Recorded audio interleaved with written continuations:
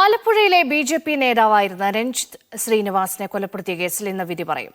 എസ്.ഡി.പി.ഐ പ്രവർത്തകരാണ് കേസിലെ പ്രതികൾ. എന്നാൽ ഇരട്ടക്കൊലയിൽ ആദ്യം കൊല്ലപ്പെട്ട എസ്.ഡി.പി.ഐ നേതാവ് കെ. ഷാൻ വധക്കേസിൽ കഴിഞ്ഞ ആഴ്ചയിലാണ് പ്രത്യേക അഭിഭാഷകരെ നിയമിച്ചത്.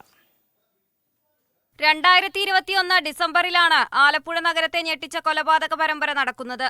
എസ്.ഡി.പി.ഐ സംസ്ഥാന സെക്രട്ടറിയായിരുന്ന കെ. എസ്. ഷാൻ 18-ന് രാത്രി കൊല്ലപ്പെട്ടു. പിറ്റേന്ന് രാവിലെ രഞ്ജിത്ത് ശ്രീനിവാസിനെ വെട്ടിക്കൊന്നു. എസ്.ഡി.പി.ഐ പ്രവർത്തകരായ 15 പേരാണ് പ്രതികൾ. ഇവർ മാവേലിക്കര ജില്ലാ ജയിലിലാണ്. രഞ്ജിത്ത് ശ്രീനിവാസൻ പ്രാക്ടീസ് ചെയ്തിരുന്ന ആലപ്പുഴ കോടതിയിൽ നിന്ന് കേസിന്റെ വിചാരണ മാറ്റണമെന്നാവശ്യപ്പെട്ട് പ്രതികൾ ഹൈക്കോടതിയെ സമീപിച്ചിരുന്നു. ഇതേ തുടർന്ന് കേസിന്റെ വാദം നടന്നത് മാവേലിക്കര അഡീഷണൽ ജില്ലാ സെഷൻസ് കോടതിയിലാണ്. ഷാൻ വധക്കേസിൽ 13 RSS ബി.ജെ.പി. പ്രവർത്തകർ അറസ്റ്റിലായിരുന്നു. ഇവരെല്ലാം ജാമ്യത്തിലാണ്.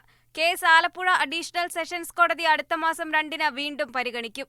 മീഡിയ 1 ആലപ്പുഴ.